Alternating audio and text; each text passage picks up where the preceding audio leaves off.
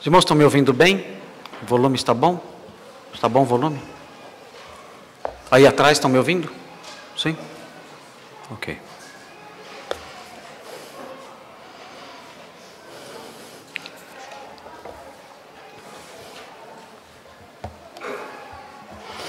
Deixa sua Bíblia aberta em Gênesis 3, eu quero só destacar o esboço que eu enunciei na semana passada. Eu disse na semana passada que Gênesis 3, 1 a 5,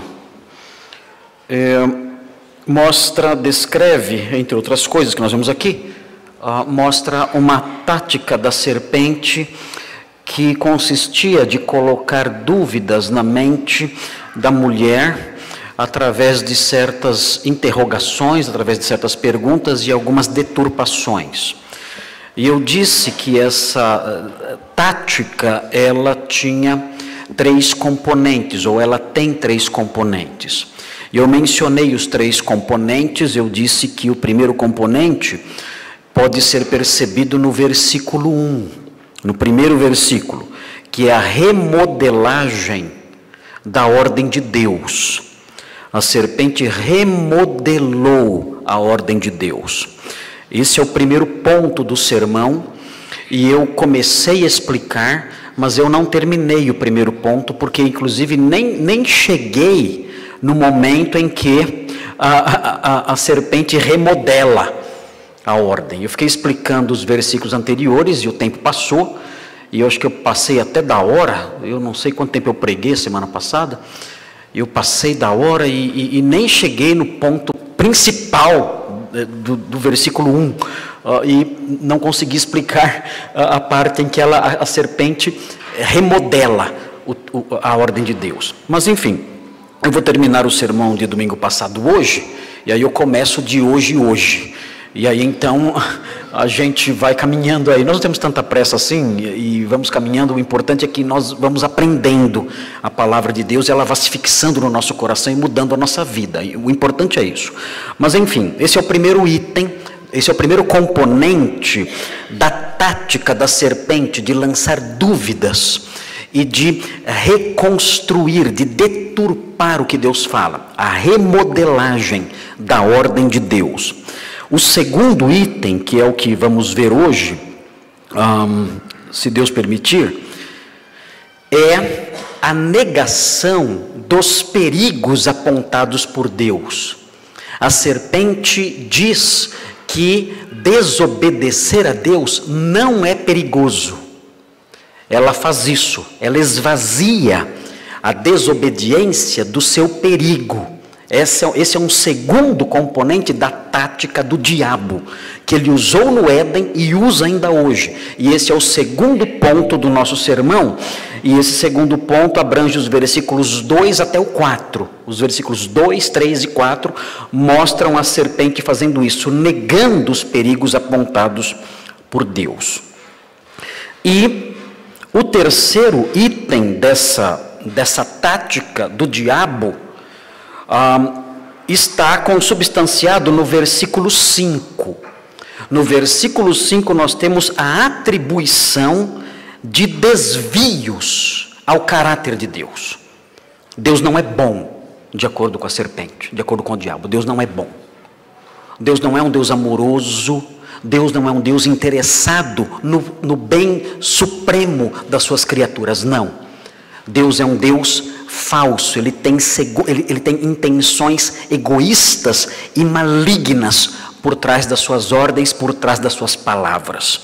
Então nós veremos isso quando olharmos para o versículo 5, hoje não vai dar tempo, mas talvez na próxima semana, se o Senhor assim permitir. Mas, agora então, nós temos que dar seguimento ao primeiro ponto que eu não terminei na semana passada. Então, o primeiro ponto, o primeiro elemento, o primeiro componente da tática da serpente, os irmãos conseguiram construir o esbocinho na sua mente, conseguiram desenhar o esbocinho aí na sua mente, sabem, o ponto 1, ponto 2, ponto 3, divididinhos, com os respectivos versículos que servem de base para cada um dos pontos, e assim então os irmãos sabem onde nós estamos, ou seja, nós estamos ainda no começo do sermão. Estamos ainda no primeiro versículo. Então agora nós vamos dar seguimento naquilo que dissemos na semana passada. Vamos olhar para o versículo 1 e ver aqui o que a serpente diz. O texto diz, no versículo 1, na parte final do versículo 1,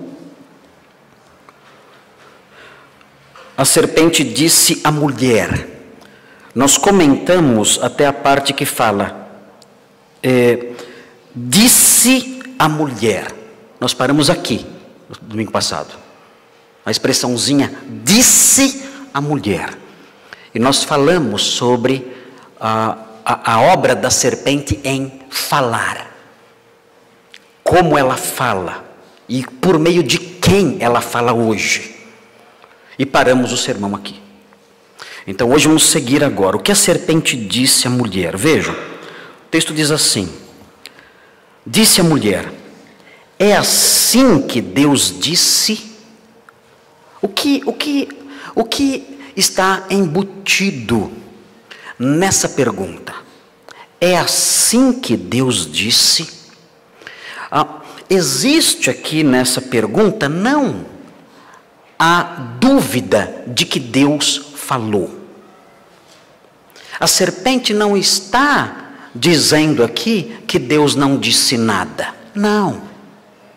O que a serpente está fazendo é, já logo de pronto, lançar dúvidas sobre a validade do que Deus disse. É como se ela dissesse assim, é sério que Deus disse isso? Fala sério. Fala sério. É sério que Deus falou assim? Vocês confirmem para mim, por favor. Eva, confirme para mim. É sério isso? Deus falou isso mesmo? Porque eu não, olha, para ser sincero, não dá para acreditar. Não dá para acreditar. Olha, se isso for verdade, se Deus disse isso, vocês, não dá para levar isso a sério. É assim que a serpente começa a sua tentação. Começa já com uma pergunta, lançando dúvidas na mente da mulher acerca da validade, da seriedade, das intenções de Deus com a sua ordem. E é assim que ele faz ainda hoje. O diabo age da mesma forma ainda hoje. Através dos seus ministros, através da cultura que nos cerca, através dos meios de comunicação que são dominados por ele e por seus servos. Eles olham para nós e, como que sendo fantoches, puppets do diabo, eles dizem, fala sério. Deus quer isso mesmo? Deus ordena mesmo isso? Olha, faça-me um favor. É verdade mesmo que Deus disse isso? E isso, esse tipo de questionamento, esse tipo de pergunta, nos lança numa postura de timidez. Nós perdemos a coragem diante de um questionamento assim. Nós perdemos a força diante de um questionamento assim. Nós perdemos a nossa força estrutural, mental, psicológica, porque já embutido na pergunta está a ideia de ridículo, está a ideia de absurdo. Então nós já tentamos fazer alguma alteração, nós tentamos já de alguma forma explicar, nos colocar na defensiva, com medo, com timidez, porque a própria pergunta traz embutida na sua formulação o absurdo que querem atribuir a ela. E o diabo age assim com os jovens nas faculdades. O diabo age assim com os jovens nos colégios. O diabo age assim no seu trabalho. O diabo age assim na sua família. Os nossos familiares, muitas vezes, tendo a sua mente moldada por princípios satânicos. Os nossos professores, tendo sua mente moldada por princípios satânicos. Os nossos colegas, nossos amigos, tendo sua mente moldada por princípios satânicos, fazem essas coisas e dizem: é sério isso? É verdade isso? A Bíblia realmente fala assim? Deus realmente quer isso? Tentando mostrar ou atribuir aquilo que Deus fala à ideia de ridículo, de absurdo, de algo inaceitável. Ele está nos preparando com isso para nos fazer cair. E aí então, nós olhamos para o restante do versículo, o restante das palavras, e Satanás diz assim: não comereis de toda a árvore do jardim. Note a construção, a reprodução da ordem. Essa ordem, ela foi dada no capítulo 2, versículos 16 e 17. No capítulo 2, versículos 16 e 17, você tem a ordem dada por Deus. Diz assim: e o Senhor Deus lhe deu esta ordem, a ordem dada a Adão: de toda a árvore do jardim comerás livremente, mas da árvore do conhecimento do bem e do mal não comerás, porque no dia em que dela comerdes, certamente morrerás. Como começa a ordem de Deus? A ordem de Deus não começa com uma proibição. A ordem de Deus começa com uma expressão de liberalidade. A ordem de Deus começa dizendo: de toda a árvore do jardim comerás livremente. É assim que começa a ordem de Deus, dizendo: olha, vocês são livres para comerem o que quiserem aqui. Mostra a graça de Deus, sua bondade, sua liberalidade. Mas a serpente faz o contrário. O que a serpente quer fazer? Ela quer dar a impressão de que a ordem de Deus é pesada demais. Então, como ela começa a ordem? Primeiro, ela começa a ordem, no versículo 1, ela começa a ordem com a palavra não. Não comereis, é um não enfático. Ela quer esvaziar a ordem de Deus de graça, de liberalidade, de bondade. Ela quer arrancar qualquer coisa boa que possa estar presente na ordem de Deus. Ela então começa com uma proibição, com o não. Não comereis. Notem também algo importante aqui. Não podemos deixar passar. Vejam, ela diz assim: é assim que Deus disse. Até então na narrativa, a expressão que é usada até então na narrativa é Senhor Deus. Mas agora, quando a serpente fala, ela fala: é assim que Deus disse. A serpente não usa a expressão Senhor. Por quê? Ela está esvaziando qualquer noção na mente de Eva do senhorio de Deus.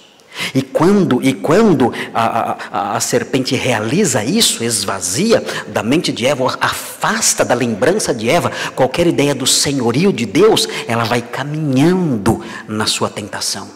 Por que nós caímos muitas vezes no pecado? Porque nós esquecemos que Deus é Senhor. Deus é Senhor. A serpente quer fazer com que nós nos esqueçamos disso, que Deus é Senhor. Então ela não menciona Senhor Deus. Até então no texto sempre aparece o Senhor Deus, o Senhor Deus, o Senhor Deus. Mas quando na boca da serpente ela diz: é assim que Deus não é mais Senhor Deus, é Deus. O senhorio é afastado. A graça presente na ordem em 2:15 e 16 é esvaziada. A serpente começa com um não enfático. Não comereis da árvore, de toda a árvore do jardim. A serpente também muda um pouquinho a ordem, usando a segunda pessoa do plural. A ordem era específica, era individual. A serpente afasta isso. Não comereis, ela usa o plural, afasta a individualidade da obrigação. torna a ordem mais geral. E diz depois, na sequência, não comereis de toda árvore do jardim. Aqui no português, os tradutores não conseguiram resgatar o texto no original. Na verdade, a serpente fez um acréscimo aqui, e esse acréscimo não aparece nas traduções em português. Em breve vai sair, já está, eu recebi já um exemplar, vai sair uma versão nova, uma tradução nova da Bíblia, pela editora Mundo Cristão. Nem sei se eu podia contar, mas já contei já agora. Mas vai sair a nova versão transformadora.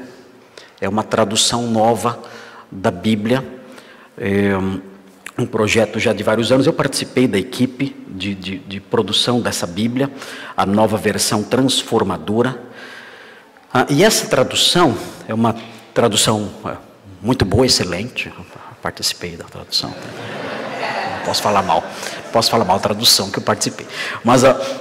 Mas a equipe que trabalhou, eu trabalhei no Novo Testamento. A equipe aqui, esse trecho está no Velho Testamento, então estou elogiando a equipe do Velho Testamento. Trabalhamos juntos, mas eu fiquei mais no Novo Testamento. Mas a nova versão transformadora, que está para sair aí, claro, vai ser criticada, atacada, vão falar que é do diabo, sempre assim, né? Isso não tem jeito. Mas é uma tradução muito boa, e a tradução desse versículo ficou mais ou menos assim, a serpente dizendo assim, e ela resgatou, a tradução da nova versão transformadora, resgatou o texto em hebraico com uma força melhor, dizendo assim: vocês não devem comer de nenhuma árvore do jardim.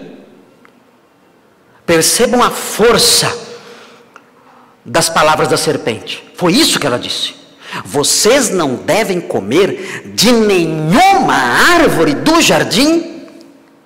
O que ela está fazendo com isso? Ela está tornando a ordem muito mais pesada.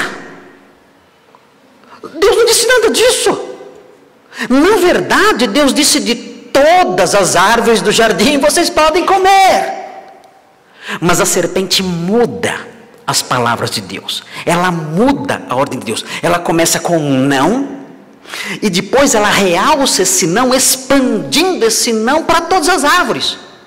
Não podem vocês comer, não podem vocês comer de nenhuma árvore do jardim.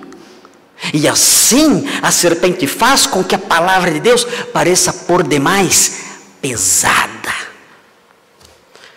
Meus irmãos, não pensem que a obra do diabo principal é se manifestar rolando no chão, como vocês veem aí na televisão, esses shows, esses espetáculos esdrúxulos e toscos que os irmãos veem aí na televisão. Não pensem que essa obra do diabo é o que deve nos preocupar. Muito daquilo é fingimento, coisas para enganar as pessoas e arrancar dinheiro delas. Na verdade, a obra de Satanás é muito mais sutil e muito mais perigosa. Como é que o diabo trabalha? Como é que o diabo age para conduzir você numa direção específica e afinal acabar com a sua vida, destruir você? Como é que ele age? A sua tática principal é tentar incutir na sua cabeça que a palavra de Deus é pesada demais, que a palavra de Deus é insuportável, que o fardo que Deus coloca sobre você é um fardo impossível de se carregar. E ele nos engana fazendo isso, incutindo na mente das senhoras que as palavras de Deus referentes a como a mulher cristã deve ser em sua casa, em seu casamento, em seu dia a dia, são determinações pesadas demais. Ele quer incutir na mente dos homens aqui da igreja, dos homens do mundo, dos homens de Deus. Ele quer incutir na mente dessas pessoas que as determinações de Deus acerca de como deve ser o marido, de como deve ser esse homem no seu trabalho, de como deve ser esse homem nos seus negócios, de como deve ser esse homem no seu lar, são pesadas demais. Ele quer incutir na mente dos jovens que as determinações de Deus acerca de como deve ser o namoro de um crente, como deve ser o noivado de um crente, como deve ser o relacionamento do crente com o sexo oposto, como deve ser o relacionamento do crente com o mundo lá fora, são coisas pesadas demais. E quando ele incute isso na mente dos crentes, então faz sentido a primeira pergunta: é sério? É sério que Deus requer isso de você? Fala sério. Fala sério. Nós começamos a acreditar no absurdo das determinações de Deus, e então está meio caminho andado para a queda individual. Não se deixe enganar pela mentira do diabo, as mentiras embutidas nessas questões todas. Não se deixe enganar por isso, porque o Senhor Jesus disse que o seu jugo é suave e o seu fardo é leve. E em 1 João está escrito que os mandamentos de Deus não são pesados. E a palavra de Deus diz que nós podemos caminhar nas suas veredas, pelos seus caminhos, seguindo a sua palavra, e a sua palavra vai revigorar os nossos ossos, e serão como um colar precioso no nosso pescoço, serão luz para a nossa jornada, para o nosso caminho. E nesses caminhos, os caminhos da palavra de Deus, existe vida e alegria e felicidade. Nós não podemos acreditar que a palavra de Deus é pesada. Ela não é. Eu quero enfatizar aqui um aspecto que é muito intenso hoje em dia. E o diabo tem, através dos seus servos e através da cultura secular e dos diversos meios de comunicação e enfim, tudo que nos cerca, ele tem criado essa mentalidade. Hoje em dia, a mentalidade tem dominado os jovens. É a ideia de que e agora os mais velhos talvez não se preocupem tanto agora com o que eu vou falar, mas eu vou falar para os jovens aqui. É a ideia de que um namoro santo é algo absurdo e impossível. É um fardo pesado demais. É sério que Deus disse isso? Fala sério. É sério isso? É sério que Deus disse que relações sexuais é só no casamento? Fala sério. Fala sério. Ele não disse isso aí não, né? Está brincando comigo. É sério isso? E muitos jovens, inclusive jovens que conhecem o Evangelho, talvez até convertidos, têm acreditado na mentira de que viver uma vida assim é um fardo pesado demais. E isso é uma imensa lorota, é uma imensa estupidez, é uma imensa mentira do diabo. Não é. Não é. É perfeitamente possível um casal normal, um casal com os mesmos impulsos naturais próprios da idade e da sexualidade. É perfeitamente possível um casal, claro, através do autocontrole, do autodomínio, com lutas, é verdade, mas é perfeitamente possível um casal crente, de namorados, viver o seu namoro de um modo santo, de um modo puro, de um modo que agrada a Deus. Não existe nenhum absurdo nisso e não existe nenhum ato heróico nisso, não. É perfeitamente possível um jovem viver assim, uma moça viver assim, com seu noivo, com seu namorado, e aguardar até que possam ter a sua união plena no leito conjugal, sagrado, santo e abençoado por Deus, santificado pelo próprio Deus. Isso é perfeitamente possível. Não acreditem nas mentiras que dizem aí. Eu digo isso aos irmãos, e eu posso dar um testemunho pessoal aqui. Eu casei com 29 anos. Eu não casei um menino, não casei jovenzinho. Eu casei com 29 anos. E a única pessoa que eu conheço, no sentido bíblico completo, é a minha esposa. É a única pessoa no mundo que eu conheci em toda a minha vida. Eu sou um homem normal. Eu sou um homem normal como qualquer outro. E a única pessoa na minha vida que eu conheci foi a minha esposa. E isso é perfeitamente possível. E isso não foi um ato heróico. Oh, que fardo! Não, não foi. Pelo contrário, isso proporcionou, tanto a mim como a ela, uma consciência leve. Uma consciência leve e a possibilidade de entrar no nosso matrimônio com a consciência leve. Sabendo que pudemos nos guardar, fazendo a vontade de Deus. Isso é perfeitamente possível para qualquer pessoa. Não sou um super-herói. Não sou um super-homem. Não. É possível você viver assim também. Não acredite nas mentiras do diabo que dizem o contrário. Tiago 4,7 diz: resisti ao diabo. Resisti a essas investidas dele. Resistam a essas sugestões dele. Resistam a isso. E o que ele vai fazer? Ele fugirá de vós. Muito bem, irmãos, com isso então, nós terminamos esse primeiro ponto aqui, que fala da remodelagem da ordem de Deus. Quando o diabo remodela a ordem de Deus, o que ele quer fazer? Ele quer tornar a ordem de Deus mais pesada. É isso. Ele quer tornar a ordem de Deus um fardo.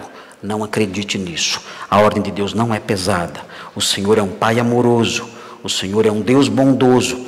E as suas ordens são doces e são vida para nós. E agora então, nós vamos entrar no segundo ponto. Os irmãos estão cansados? Posso continuar aqui falando? Os irmãos estão tão sérios assim, estão meio alguma opressão demoníaca, será? Não sei, se é algo assim. Não? Nada de opressão? Nada? Podemos então prosseguir? Ok, eu vou começar o ponto 2, mas antes de começar o ponto 2, e não se preocupem com o relógio, porque se o relógio caminhar e eu não terminar o ponto 2, eu paro, não tem problema. Eu não tenho que terminar o ponto 2 hoje, não preciso terminar o ponto 2 hoje. Mas eu quero, antes de começar o ponto 2, eu queria fazer algumas ressalvas que talvez numa outra oportunidade, num outro contexto, talvez não dê para eu fazer. Porque estamos falando aqui sobre a ação do diabo. E há muita confusão na mentalidade das pessoas acerca da demonologia ou da satanalogia. Será que é assim que fala? Deve ser, né? Satanalogia. Ou demonologia, ou diabologia. Bom, todas as palavras são feias, né? Enfim, mas há muita confusão na mente das pessoas acerca do que a Bíblia ensina sobre o diabo, né? Então, eu fiz algumas correções e algumas observações no domingo passado, e ao longo da semana eu lembrei de outras. Então, antes de entrar no ponto 2, eu vou abrir um parêntesezinho aqui. Vou abrir um parêntesezinho para inserir essas observações, para corrigir alguns pensamentos que são pensamentos às vezes intuitivos, tradicionais, que se tornaram constantes e contínuos e a gente foi acreditando neles e ficou na nossa cabeça, né? Então eu vou tentar corrigi-los agora aqui. São preliminares antes de começar aí o ponto 2. O ponto 2 é a negação dos perigos apontados por Deus, que estão nos versículos 2, 3 e 4. Mas antes de entrar nos versículos 2 e 3 e 4, então eu vou fazer, 2, 3 e 4, então eu vou fazer essas observações aqui. Primeiro, importante aqui lembrar, antes de entrar no ponto 2. Primeira correção, o diabo não é o rei do inferno e nem mora lá. O diabo não é o rei do inferno e nem mora lá. Essa visão de que o diabo mora no inferno, que ele é o rei do inferno, que ele senta num trono vermelho, com um tridente na mão, e fica lá naquele trono vermelho no inferno, espetando açoitando as pessoas, ele é o algoz, ele é o torturador das almas penadas, né, que chegam lá. Essa visão é visão de desenho animado. Não existe absolutamente nada disso na Escritura. Eu já vi pregadores dizendo isso. Já vi pregadores dizendo, quando a pessoa chega no inferno, o diabo começa a judiar dela. Eu vi já uma pregação que dizia que Jesus, quando morreu, os 3 dias em que o corpo dele ficou na sepultura, a alma dele foi para o inferno. Tem uma teologia estranha que fala isso aí. E a alma dele foi para o inferno, e quando chegou no inferno, aí a coisa foi feia mesmo. Porque aí, o que os romanos fizeram com ele aqui, nem se compara com o que o diabo fez com ele lá. Aí é que ele apanhou mesmo. Quando ele chegou lá no inferno, aí que o diabo, agora você vai ver. E aí bateu em Jesus até Jesus não aguentar mais.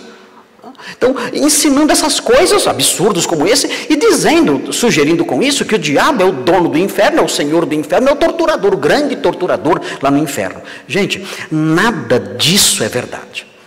Na realidade, quando nós olhamos Mateus 25, 41, Mateus 25, 41 fala que Satanás, na verdade, ele será vítima do inferno. Satanás será lançado no inferno. Satanás teme o inferno. Satanás tem pavor do inferno. Porque o inferno, diz Mateus 25, 41, o inferno foi preparado para o diabo e seus anjos. Satanás não está no inferno e nem quer estar. Satanás não está no inferno e nem quer estar, mas ele sabe que um dia será lançado no inferno, ele sabe disso. Então ele teme esse dia, mas não podemos imaginar que ele é o Senhor, que ele é o rei, que ele é o dono do inferno e torturador lá no inferno. Na realidade, o Senhor do inferno quem é? Quem é o Senhor do inferno? Quem é o soberano do inferno? Quem é o rei do inferno? O rei do inferno, o soberano do inferno é Jesus. Jesus é o rei, é o grande rei do inferno. Ah, pastor, não. É ele. Jesus é o grande rei do inferno. Apocalipse 1,18 ele diz: eu tenho as chaves da morte, e eu tenho as chaves do inferno. Eu controlo o inferno, eu sou dono do inferno, eu sou o criador do inferno e senhor do inferno. Eu controlo o inferno, eu determino quem entra lá e quem não entra. Eu comando todas as coisas, inclusive o inferno. O Senhor é Senhor do inferno, o Senhor Jesus. Apocalipse 1,18 destaca essa realidade. Outro fator que eu quero destacar aqui para os irmãos. Nós não podemos acreditar que a atuação do diabo é uma atuação marcada somente por esses espetáculos que nós vemos por aí. Quando nós falamos sobre diabo, sobre Satanás, sobre demônios, nós já pensamos em pessoas rolando no chão, em pessoas imitando animais, em pessoas mudando de voz, em espetáculos desse tipo, em coisas sobrenaturais. Na realidade, a Bíblia diz que o mundo jaz no maligno. Então, a ação do diabo, ela está presente em toda parte. É claro, tem que tomar cuidado. Nós não podemos viver vidas de pessoas, como são essas pessoas que acham que estão sendo perseguidas o tempo todo? Paranoicos. Nós não podemos ser paranoicos. Eu tinha um amigo que, certa vez, ele viu um moço triste na praça, e ele sentou, ele olhou para o moço, achou o moço meio estranho, sentou ao lado do moço, olhou meio de lado para o moço ali quieto, o moço estranhou também, ele ali ao lado, né? Se chamava Heleno esse moço, era um moço muito engraçado. Ele viu o diabo em tudo, Heleno. Né? E ele sentou ao lado do moço, o moço quieto ali, triste. Né? Ele disse: tudo bem com você? Moço, tudo bem. Falou: me diga uma coisa, qual é o seu nome? E o moço falou: meu nome é José. Falou: para cima de mim não. Para cima de mim não. Como assim para cima de mim não? O que você está pensando? Meu nome é José. Não, não é não. Fala o seu nome em nome de Jesus. Eu vou fazer o quê? Meu nome é José, eu não posso fazer nada. E ele cismou que não, que aquele homem estava endemoniado. Nós não podemos andar assim, viver assim, vendo o diabo em todos os lugares, e o diabo nas paredes. Há igrejas em que antes de começar o culto, os ministros saem repreendendo o diabo nas paredes, nos bancos e tudo mais, achando que o diabo está em toda parte. Nada disso, não podemos ser assim, temos que ser pessoas normais, equilibradas. O Novo Testamento mostra a existência de seres espirituais do mal, que agem, que estão atuando, mas ao mesmo tempo os homens de Deus, mesmo vivendo numa sociedade mergulhada na ação demoníaca, nas cidades pagãs dominadas por demônios e tudo mais, eles não viviam assim, vendo o diabo atrás de cada parede, vendo o diabo sentado em cada banco. Não era assim que funcionava. Eles tinham vidas normais, sabiam que ainda que o mundo esteja jazendo no maligno, eles sabiam que temos um Deus soberano que controla todas as coisas nesse universo. Agora, é importante mesmo assim, nessa visão equilibrada, perceber que o diabo, isso que ele faz com a palavra de Deus, ele não faz só com a palavra de Deus. O diabo não deturpa só a verdade revelada na Bíblia. O diabo deturpa qualquer verdade. Qualquer verdade que possa existir, não precisa estar na Bíblia. Qualquer verdade que possa existir, o diabo vai deturpar. Vai, sempre. Através do quê? Através da ciência, por exemplo. Nós vivemos numa sociedade, numa época em que as pessoas têm a ciência como a palavra final em tudo. Nós consideramos a ciência inerrante e infalível. Ela é senhora absoluta da verdade. E quando alguém quer fechar uma argumentação, a pessoa diz assim: a ciência já provou. E falam isso. E quando dizem essa frase, a ciência já provou, então todos têm que se calar, porque se a ciência falou, a causa cessou. Irmãos, a ciência não prova nada. Nada. O que nós temos através do trabalho científico são descobertas de alguns dados. Agora, como interpretar os dados? Isso depende da cosmovisão do cientista. Ele interpreta os dados como ele bem entende. Ele acha um osso. Aquilo é um achado, é um dado. Como ele interpreta aquele achado? Ele fala: esse osso tem 10 bilhões de anos. 10 milhões de anos. E esse osso é do ancestral do homem. Como é que você sabe tudo isso? E esse osso aqui é de um animal que caçava de noite. Como é que você sabe tudo isso? E esse osso é de um animal que caçava de noite e iniciou o sentido, o senso de família, porque andava em grupos. Mas como é que esse osso está falando tudo isso? Tudo isso aí são criações do cientista. O cientista, ele tem o dado, aí ele interpreta o dado como ele bem entende. Eu vou dar um exemplo para os irmãos. Eu ri muito com isso, mas não tem jeito, eu tive que dar risada, desculpe. É uma pesquisa que foi feita em 2014 pelos doutores David Carrier e Michael Morgan, da Universidade de Utah, nos Estados Unidos.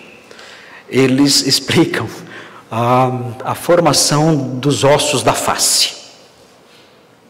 Como os ossos da face humana ficaram no formato em que estão, porque os nossos ossos da face são ossos fortes, não são? São ossos fortes, esses aqui da face. Então eles explicam o seguinte, eu vou ler aqui para vocês. O estudo, isso foi publicado no periódico Biological Reviews, 2014, um estudo sério. O estudo mostrou que o formato do rosto dos ancestrais humanos evoluiu de forma a minimizar os danos causados por socos desferidos durante brigas. Ou seja, o nosso rosto ficou assim de tanto levar soco. Segundo a concepção, segundo a concepção aqui dos cientistas, O australopiteco, o ancestral anterior do homem, ele não tinha esses ossos tão fortes, tá? Não tinha. Então o que aconteceu? De tanto levar soco na cara, nas brigas, os australopitecos, até, inclusive os cientistas vão mudar o nome, não vai ser mais australopiteco, vai ser australopeteleco. Tanto soco que levou, tanto peteleco levou na cara. Então, de tanto levar soco na cara, o que aconteceu? O homem então evoluiu e desenvolveu ossos mais fortes. E agora então nós temos esses ossos fortes de tanto soco que nós levamos de macaco no passado. Eles dizem que o predecessor do gênero Homo sapiens, né, que habitou na Terra entre 4 e 5 milhões de anos atrás, descobriram que os ossos do rosto e o maxilar eram mais fortes nas regiões mais propensas a receber um soco. Os ossos da face que sofriam um grande número de fraturas decorrentes de brigas foram os que apresentaram um maior aumento de robustez durante a evolução dos hominídeos. Irmãos, isso aqui é um absurdo tão grande. Se os nossos ossos da face fossem mais fracos e nós vivêssemos levando soco na cara, nós seríamos extintos. Nós não íamos evoluir, seria o contrário. Se nós não tivéssemos ossos assim no rosto, ou se tivéssemos ossos mais fracos no rosto, e levássemos tanta paulada, tanto soco no meio da cara, não haveria evolução, haveria extinção. Não haveria raça humana. Nós iríamos nos extinguir, morreríamos todos. O que acontece então? O cientista olha para os nossos ossos. Isso é um dado. É verdade, os nossos ossos do rosto são fortes, é verdade isso. Mas como ele interpreta esses ossos? Ele interpreta esses ossos a partir da sua visão evolucionista e ateísta. Ele não vê esses ossos como uma obra da criação de Deus. No passado, os homens de Deus, quando eles olhavam para o rosto humano, eles viam no rosto humano uma obra da criação de Deus. Era assim que eles viam. Numa cultura cristianizada, como existiu na época da igreja antiga e mesmo na Idade Média, os homens olhavam para o rosto humano e eles viam no rosto humano uma obra da criação maravilhosa de Deus. Santo Agostinho, já mencionei para os irmãos, ele falava sobre a sobrancelha das pessoas, dizendo que a sobrancelha era a expressão da graça de Deus, porque Deus colocou a sobrancelha para proteger os nossos olhos do suor que desce da testa. Ao mesmo tempo em que o Senhor nos deu um trabalho árduo, um trabalho difícil, o Senhor também nos deu uma sobrancelha para proteger os nossos olhos do suor que escorre do labor excessivo. E colocou nossos olhos de tal forma que eles são colocados mais recuados para proteger os nossos olhos desse suor. E mais, os homens do passado olhavam para o rosto humano e viam no rosto humano um formato. Que formato eles viam? O formato da cruz. Eles diziam, Deus fez assim, Deus colocou no rosto humano a cruz de Cristo. Deus colocou um crucifixo na nossa cara, para que cada vez que nós olhássemos para o espelho, lembrássemos da graça redentora de Deus. Era assim que os homens do passado viam o rosto humano. A cruz do Salvador sendo trazida à nossa memória, cada vez que olhamos para o espelho.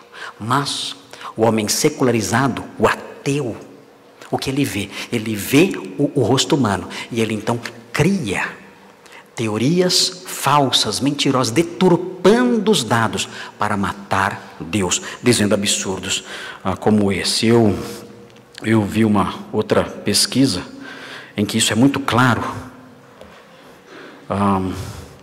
que fala sobre carne de dinossauro. Diz que na Austrália estavam vendendo carne de dinossauro no açougue. Acho que era tudo falso, né, isso aí, claro. Mas essa pesquisa é muito curiosa. É uma pesquisa de 2005, de uma cientista chamada Mary Schweitzer. Mary Schweitzer, diz aqui a reportagem, Mary Schweitzer abalou a comunidade evolucionista ao anunciar que tinha descoberto vasos sanguíneos e proteínas num osso de um tiranossauro rex. Ela encontrou vasos sanguíneos e proteínas num osso de dinossauro. Mais tarde, também encontraram um dinossauro com um conteúdo ainda mais espetacular espetacular, num trabalho minucioso, retiraram vasos sanguíneos e células e a matriz extracelular dos ossos de um hadrossauro. É um dinossauro que tem um bico. E por que isso assustou a comunidade científica? Por uma razão muito simples, é que eles explicam. Porque esse material orgânico, ele não dura milhões de anos. Então, se encontraram vasos sanguíneos, proteínas, material orgânico, células e matriz extracelular nesses ossos, isso significa que esses ossos não têm milhões de anos. Porque esse material não dura milhões de anos. Consequentemente, a teoria bíblica de que a Terra é recente ganha força. E os milhões de anos necessários para a evolução vão para o espaço. E agora? O que fazer com esses vasos sanguíneos? O que fazer com esse material orgânico? Muito simples. Olha a resposta dos cientistas. Afinal, descobrimos que é possível este tipo de material resistir milhões de anos.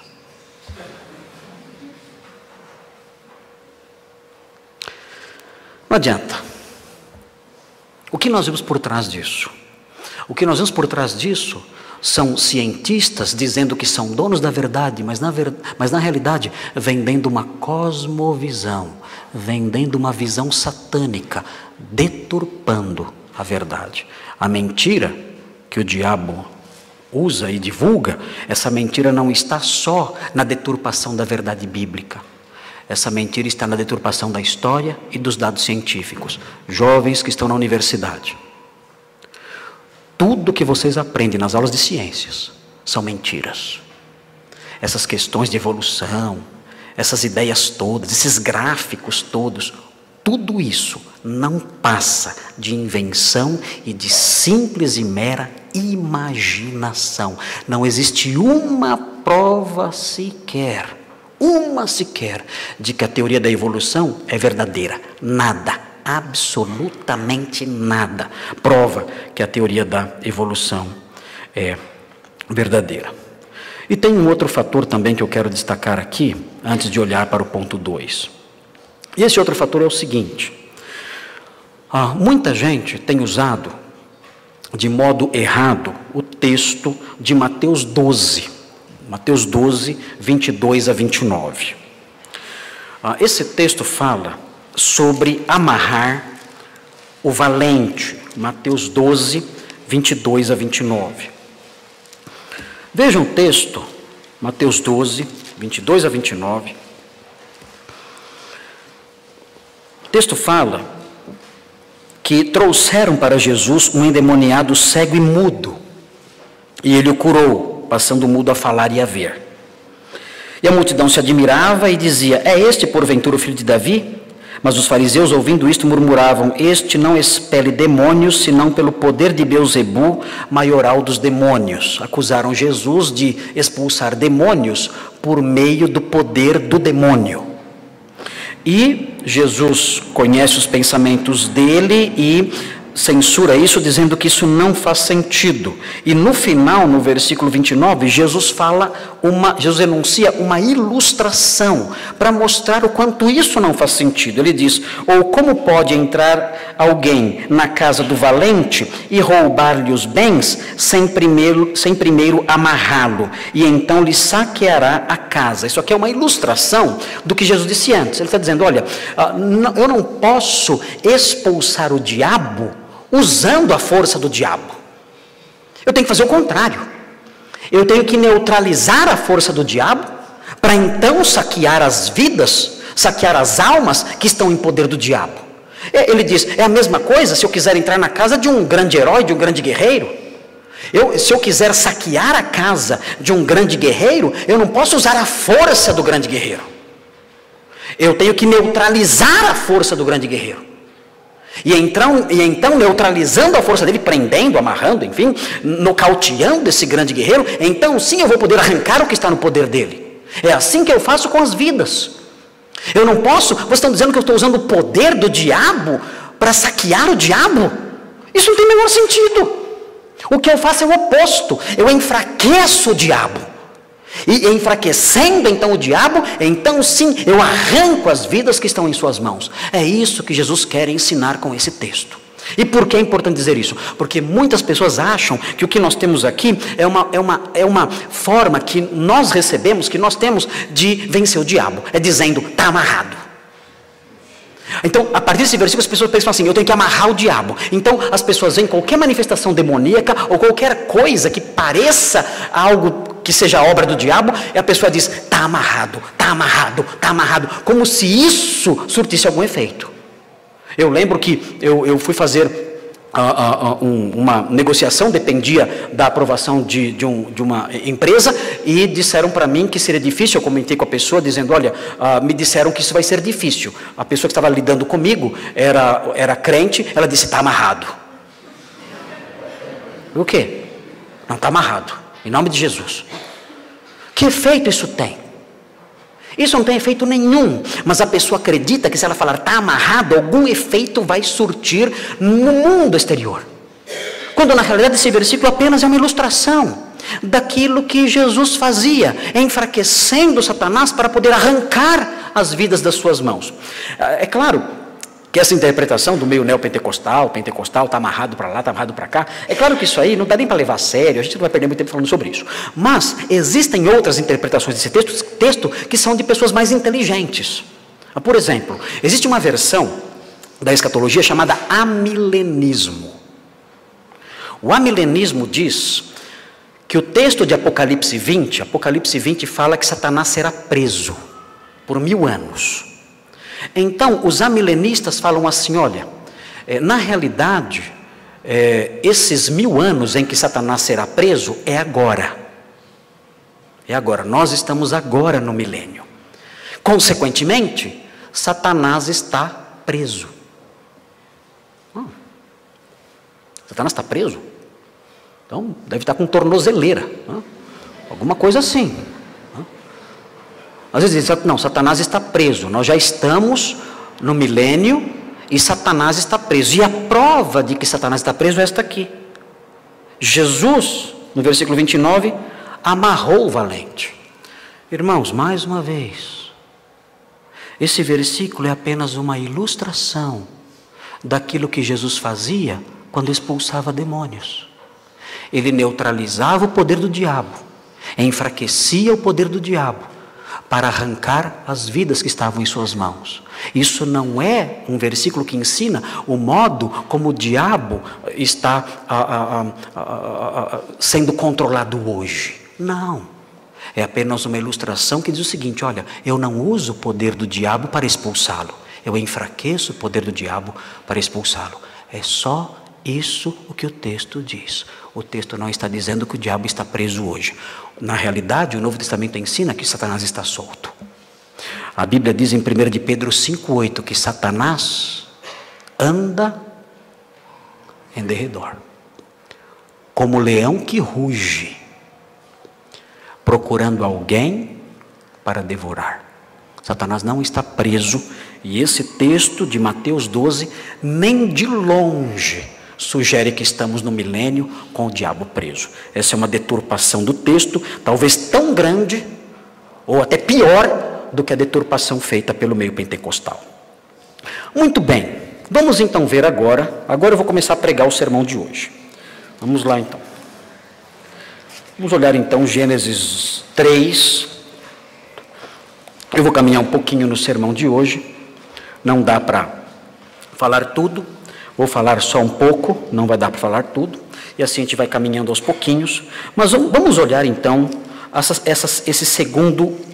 segunda estratégia, a negação dos perigos apontados por Deus. Onde está isso no texto? Está nos versículos 2 a 4. Os versículos 2 a 4 mostram a negação do perigo, ou dos perigos apontados por Deus. Diz assim o versículo 2: respondeu-lhe a mulher. É interessante, a mulher não se assusta quando a serpente fala. E por quê a mulher não se assusta quando a serpente fala. Alguém pode dizer, talvez os animais falassem na época, fosse uma Nárnia. E os animais ali conversavam, os castorzinhos falando, os ursos falando, talvez fosse isso. Já vimos porque a serpente falou aqui. Dificilmente os animais falassem. A serpente falou porque estava dominada pelo diabo. Nós vimos isso na semana passada. Satanás se incorporou nessa serpente e falou através dela. E nós vimos isso na semana passada. Mas a mulher mesmo assim, ela não se assusta. Por que a mulher não se assusta? A mulher não se assusta porque ela estava num ambiente puro e santo. E nesse ambiente puro e santo, ela não mantinha a guarda levantada.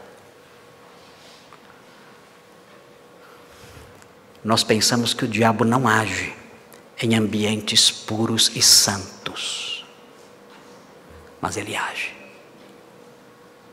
E nós tendemos, eu tenho essa tendência, os irmãos têm essa tendência, nós tendemos a pensar, tendemos a baixar a guarda nos ambientes que são marcados pela presença de crentes. Tendemos a baixar a guarda na igreja, numa igreja como a nossa. Olha a nossa igreja. Não temos com quem nos preocupar. Estamos seguros aqui. Não estamos? Estamos seguros aqui.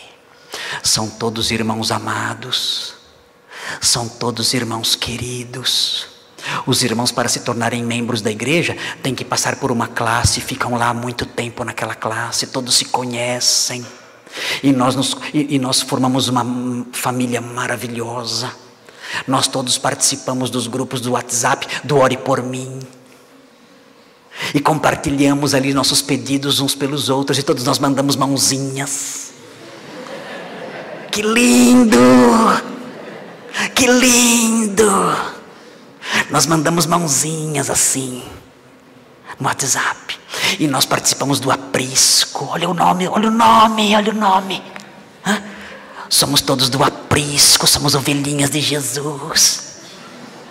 Todos somos ovelhinhas ali e recebemos os versículos que o pastor manda. E nós mandamos florzinhas, e mandamos textos, e mandamos mãozinhas.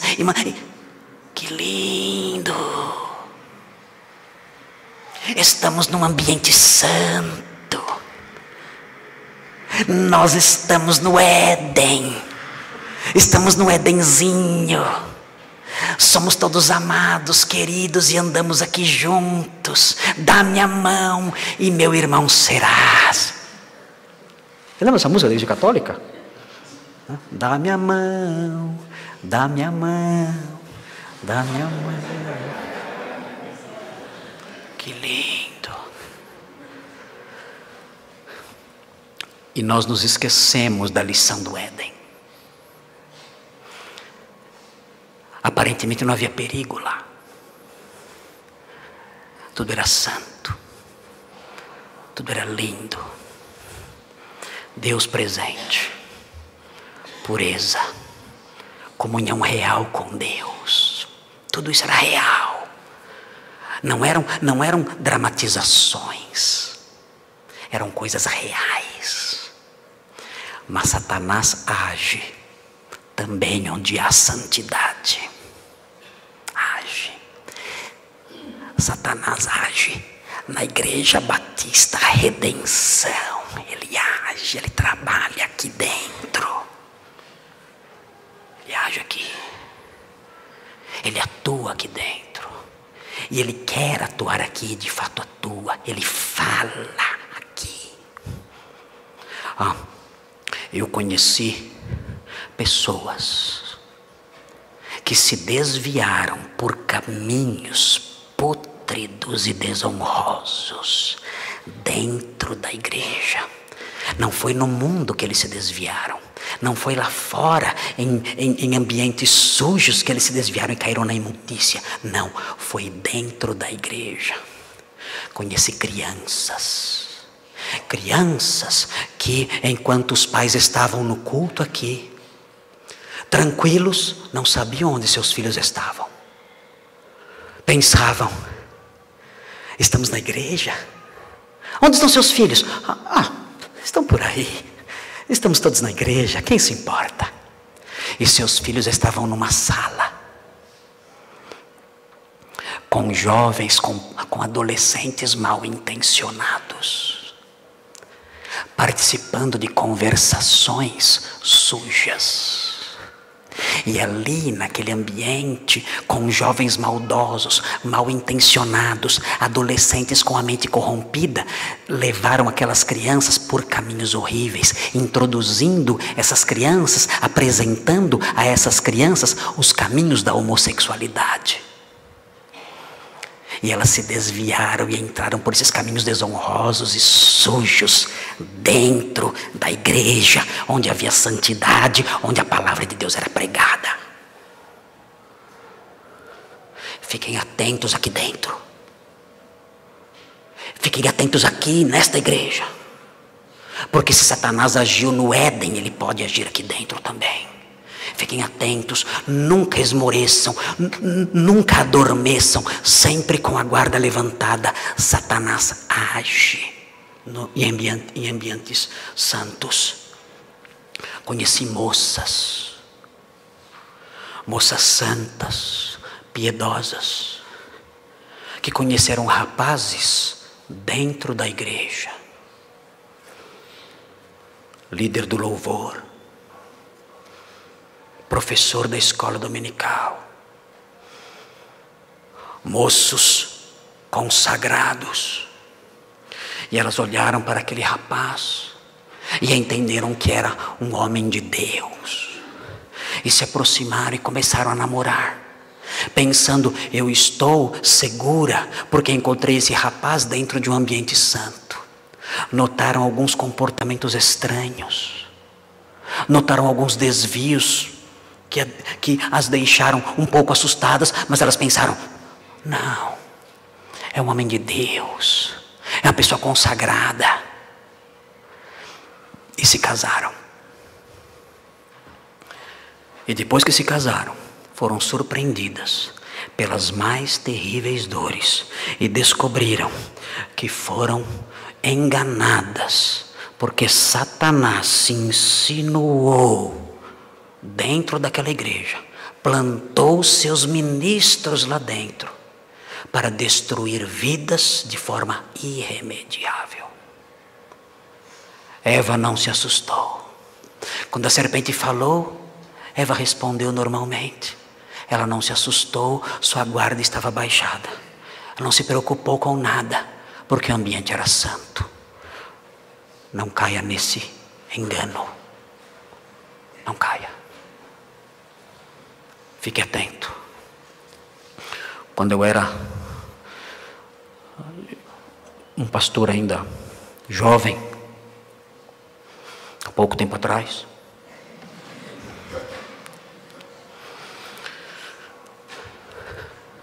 eu estava na minha sala, no meu gabinete,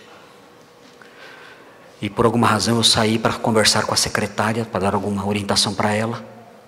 E quando eu saí, na parede da frente do meu gabinete, havia a cabeça de uma terrível serpente, de uma terrível víbora, ali, encrustada na parede, chumbada na parede, enorme, ameaçadora, os seus olhos olhando para mim.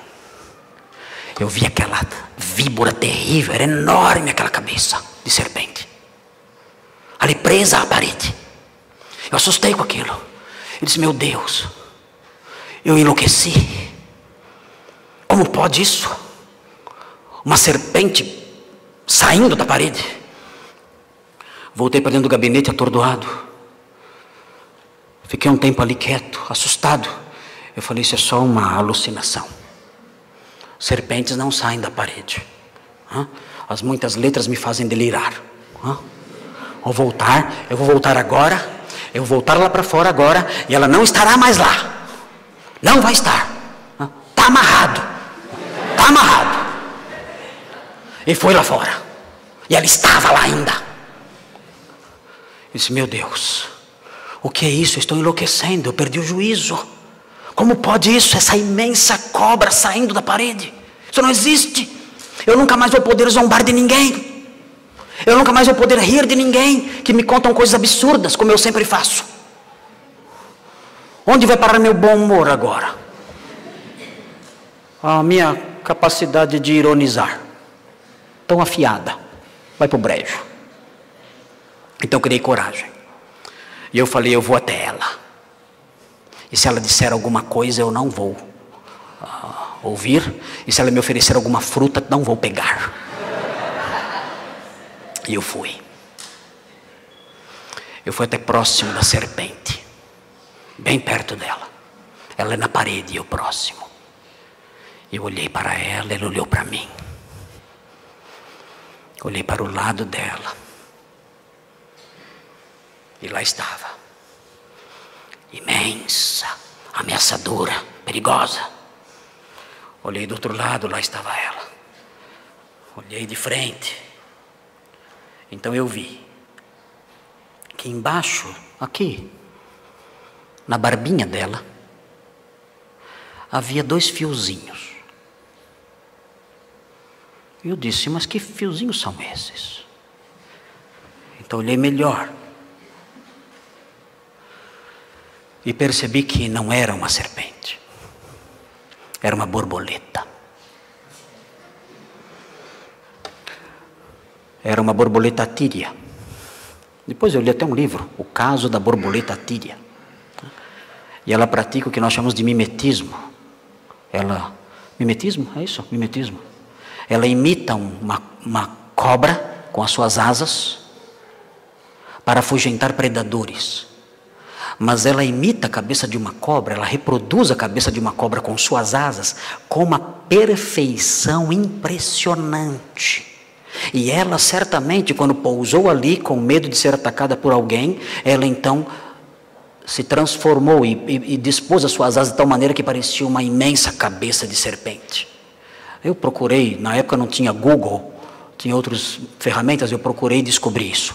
Era uma borboleta que tinha essa capacidade de fazer isso. Fiquei aliviado. Eu pensei que no domingo ia ter que pregar dizendo que Satanás estava invadindo a igreja. Era só uma borboleta. Mas a grande verdade é que Satanás está sim presente nas igrejas. A serpente está sim nas paredes. A serpente está sim rastejando no nosso meio. O diabo age em ambientes santos. Ele agiu no Éden e pode agir no nosso meio. E nós temos que estar atentos. Temos que estar sempre com a guarda levantada, sabendo que podemos ser vítimas dele. Não se deixe enganar pelas suas sutilezas. O texto continua, o texto diz, respondeu-lhe a mulher, do fruto das árvores do jardim podemos comer. E ela prossegue, mas do fruto da árvore que está no meio do jardim, disse Deus. Vejam o que ela faz agora. Ela adota a linguagem da serpente.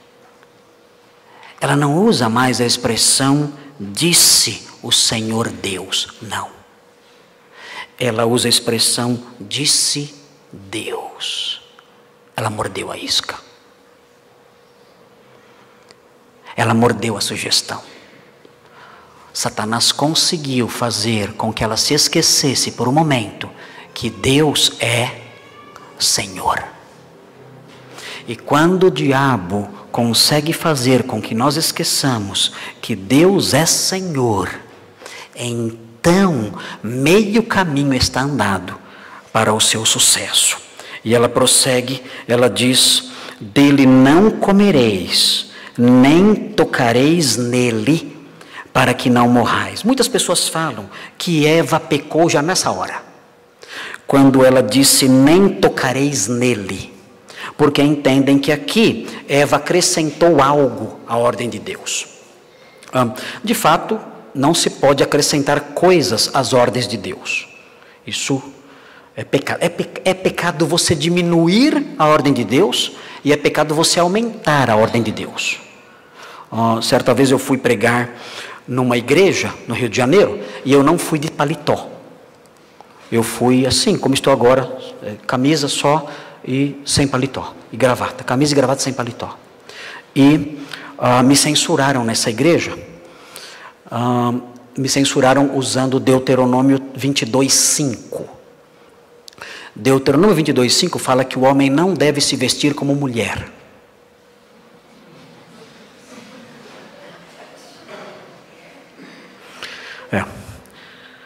Eu não estava vestido como mulher. Mas eles ampliaram a ordem de Deus. Eles pegaram Deuteronômio 22:5 e ampliaram, aumentaram o texto. Estão dizendo que o homem não deve usar roupa de mulher e nem andar sem terno e gravata. Ampliaram a ordem. Isso é tão pecado quanto diminuir a ordem. E de fato, se Eva fez isso, ela pecou aqui. Mas não tem como Eva pecar aqui. Não tem como Eva pecar aqui, porque Eva ainda não comeu do fruto. Ela não tem natureza pecaminosa. Ela não tem ainda a inclinação para deturpar o que Deus diz. Então, quando ela diz, não tocareis nele, ela não está mudando a ordem de Deus. O que ela está fazendo é apenas enfatizar a intensidade da ordem. É mais ou menos quando alguém diz assim, olha, o pastor não quer que a gente nem pense em fazer isso. Uma ordem que eu costumo dar aqui na igreja sempre, eu peço para quem vai fazer decoração aqui na igreja, nunca use fita adesiva. Porque se usar a fita adesiva, depois que tira a fita adesiva, fica a cola ali. E essa cola fica preta. E não sai mais. Aí depois tenta tirar a cola preta e fica esfregando e estraga a superfície onde foi colocado a decoração. É o que aconteceu aqui na frente. Olha aqui. Está cheio de marca de cola aqui nessa pedra aqui. Várias colas, marcas de cola preta aqui. Porque me desobedeceram. Se vocês olharem, podem ver, depois acabando o culto, vocês podem olhar aqui e ver, colocaram bolas aqui com a fita adesiva, que é tudo que eu falei para não usar nunca em nada. É sob pena de anátema isso aqui na igreja. É pena de excomunhão.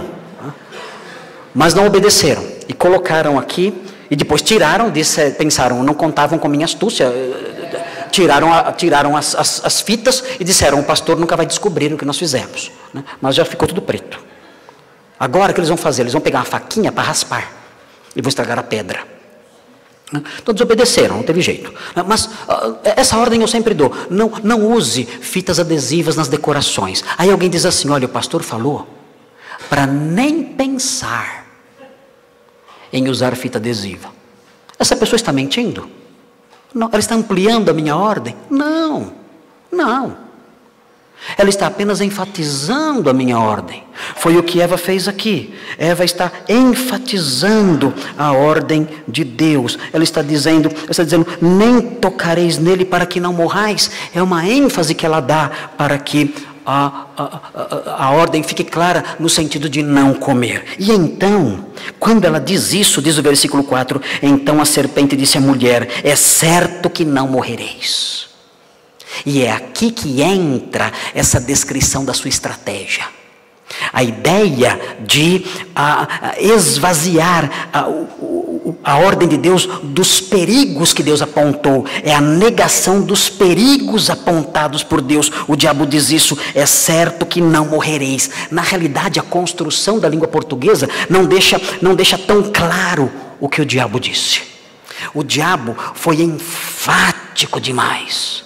Quando o texto diz, é certo que não morrereis, o tradutor está tentando realçar a ênfase do diabo, porque a primeira palavra que o diabo disse foi, não! Quando a mulher disse, para que não morrais, a serpente imediatamente disse, não! Não morrereis. Foi a primeira palavra que ela disse, frisando isso. Eva disse, se comermos, morreremos. Ela disse, não. Imediatamente, ela quebrou o perigo da desobediência enunciado nas palavras de Eva. Foi algo mais ou menos assim. Os irmãos vão dizer agora, todo mundo vai falar junto. Se comermos, morreremos. Eu vou fazer como a serpente fez. Todos vão falar agora, todos. Se comermos, morreremos. Ok? Vocês são Eva, eu sou a serpente. É uma representação teatral. Ok? Então todos vão falar, se comermos, morreremos. Vocês podem falar isso, todos juntos? Todos? Ok, então falem agora. Se comermos, morreremos. Todos. Se comermos, morreremos. Não morrerão. Eu sou um bom ator, hein?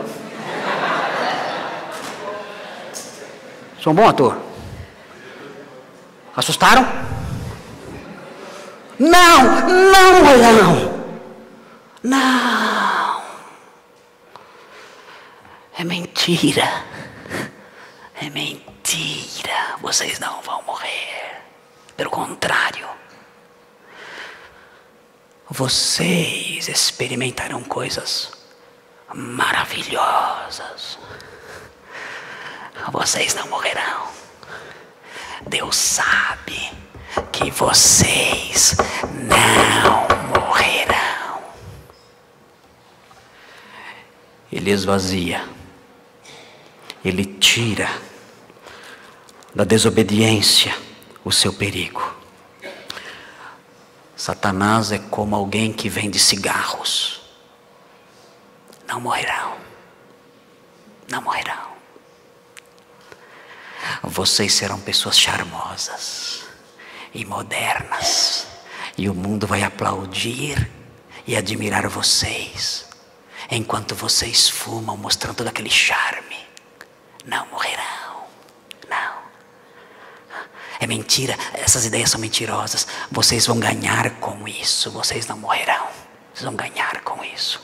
E ele então vende o cigarro, omitindo a grande verdade de que aquela pessoa está comprando um suicídio lento. É como alguém que vai fazer um financiamento, pegar um empréstimo no banco. Não morrereis. Não morrereis. Você vai encher o seu bolso de dinheiro e ainda vai ganhar este belo calendário de mesa. Não morrereis. E então você enche o bolso. É verdade, é verdade. Você enche o bolso de dinheiro. E então ao longo dos anos descobre que foi enganado e que é escravo de uma dívida que não tem fim, e que a sua paz se foi, e talvez todos os seus bens também se vão, porque você acreditou numa mentira. Você creu que não havia perigo quando havia. E quando Satanás mente assim, dizendo não morrereis, tudo dará certo. Quando Satanás faz isso, ele quer criar danos irreparáveis. E é o que ele faz. A pessoa acredita que se desobedecer a Deus, não sofrerá dano nenhum, pelo contrário, terá vantagens. Mas os danos que a pessoa tem muitas vezes são irreparáveis. Irmãos, se os meus cabelos forem arrancados, crescerão outros. Mas se o meu braço for arrancado, não crescerá outro. Satanás não arranca cabelos. Satanás arranca braços e pernas. Os danos que Satanás causa são danos irreparáveis. Ele arranca os cabelos também. Mas não só os cabelos. Ele arranca braços e arranca pernas. Eva ouviu essa ideia, não morrereis, e acreditou nisso. E quando nós olhamos para a história subsequente, nós vemos o que aconteceu. Eva chorou. Eva chorou porque foi expulsa do jardim. Eva chorou ao ver seu marido padecendo para conseguir o pão. Eva chorou quando deu à luz, gritou de dores dando à luz. Eva chorou quando pegou seu filho Abel, morto, em seus braços, morto pelo seu outro filho Caim. Eva chorou e finalmente, no final de sua história, Eva morreu, experimentando o resultado da desobediência conforme Deus havia dito. Eva padeceu horrivelmente, porque acreditou que a desobediência não traria resultados danosos. Não acredite na mentira do diabo, na estratégia do diabo, que diz que a desobediência não traz prejuízos. Não acredite nisso. Fuja dos apelos do diabo. Como nós podemos vencer o diabo? Como nós podemos vencer essas coisas? Como nós podemos vencer essas estratégias? Eu vou terminar mencionando o texto de Apocalipse 12. Em Apocalipse 12, ali sim, nós temos a receita para vencer o diabo. Você quer vencer o diabo? Quer vencê-lo? Apocalipse 12 mostra como vencer o diabo. Não é enunciando palavras de ordem, não é dando gritos, coisa desse tipo que nós vemos aí na televisão, não. Apocalipse 12 mostra como podemos vencer o diabo, e você tem como vencê-lo do modo correto, de acordo com essas palavras que estão escritas aqui. Eu vou terminar com essa leitura. Diz assim, Apocalipse 12, 10 e 11, fala assim a palavra de Deus: então ouvi grande voz do céu proclamando, Apocalipse 12, 10, agora veio a salvação, o poder, o reino do nosso Deus e a autoridade do seu Cristo, pois foi expulso o acusador de nossos irmãos, o mesmo que os acusa de dia e de noite diante do nosso Deus. Eles, pois, o venceram. Como? Como eles o venceram? Qual foi? Quais foram as armas que eles usaram para vencer? O texto responde: eles o venceram por causa do sangue do Cordeiro.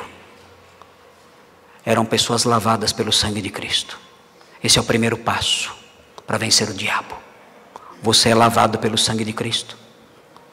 Se você não é lavado pelo sangue de Cristo, você jamais vencerá o inimigo. Jamais.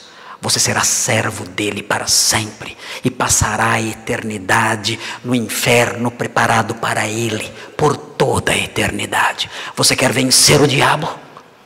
Não adianta tentar usar superstições, palavras de ordem, nada disso, são tolices. Quer vencer o diabo? A solução é o sangue do Cordeiro. Você tem que ser lavado pelo sangue do Cordeiro. Diga ao Senhor: Senhor, lava-me com teu sangue.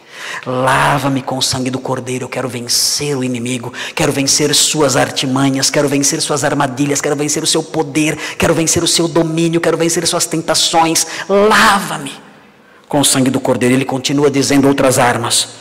Eles o venceram por causa do sangue do Cordeiro e por causa da palavra do testemunho que deram. E mesmo em face da morte, não amaram a própria vida. A segunda arma é o firme testemunho cristão. Quer vencer o inimigo? Seja um cristão que testemunha firmemente, com coragem. Não seja um cristão covarde. Se você já é lavado pelo sangue do Cordeiro, então pegue essa segunda arma. Essa segunda arma é o firme e corajoso testemunho cristão. Não tenha medo de testemunhar a sua fé, a fé no Senhor, de dar testemunho da transformação de vida que Ele operou em você. Mostre que você é um crente genuíno. Dê o seu testemunho de santidade, de vida, de transformação para o mundo lá fora. E isso sim vencerá o diabo. O diabo fugirá de você. É assim que se vence o diabo, sendo lavado pelo sangue do Cordeiro e tendo um firme testemunho. Quem não tem essas coisas não vencerá o inimigo. Antes, será vencido por ele, cairá em suas armadilhas e experimentará o fim terrível que está reservado para todos aqueles que seguem as sendas mentirosas de Satanás. Vamos orar. Senhor Deus, muito obrigado por esses versículos. Pedimos que o Senhor continue a nos ensinar e a nos falar, e a nos proteger dos perigos que nos cercam. Sabemos que Satanás está vivo e ativo, e andando ao redor, tentando destruir vidas. Dá-nos, ó Deus, entendimento e sabedoria, dá-nos perspicácia, para que fujamos dele, para que o resistamos. E, ó Deus, faça com que cada pessoa aqui conheça e prove dessas armas que mencionamos agora. Que todos aqui sejam lavados pelo sangue do Cordeiro. E que todos aqui tenham um firme e corajoso testemunho. Porque sabemos que através disso, Satanás será derrotado em nossa vida. Ó Deus, ajuda-nos nisso. Ensina-nos e protege-nos. É o que nós pedimos. Em nome de Jesus. Amém.